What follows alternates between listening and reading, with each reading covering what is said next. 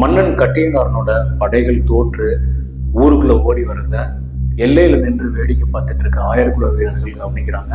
அவங்க மனமுடைந்து மிகுந்த அதிர்ச்சிக்கு உள்ளாகிறாங்க.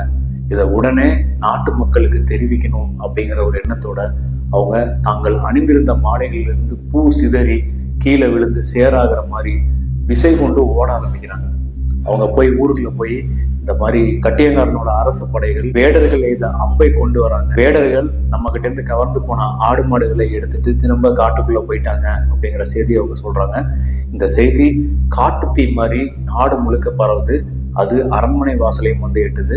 அரண்மனை வாசலை வந்து எட்டிய செய்தி மன்னனாகிய கட்டியங்காரனோட காதலையும் விழுது. தன்னுடைய மொத்த மரியாதையும் இழந்த மன்னன் கட்டியங்காரன் செய்வதறியாது தன்னுடைய அந்தப்புறத்துல போய் இடிந்து போய் உட்கார்ந்துடுறப்போ இந்த ஊர் தலைவரான நந்தகோன் என்ன பண்றாரு அப்படின்னா, இதற்கு மேல நம்ம மன்னனாகிய கட்டியங்காரனையோ அவனுடைய படைகளையோ நம்பி எந்த பிரயோஜனமும் இல்லை அப்படிங்கிற முடிவுக்கு வராரு.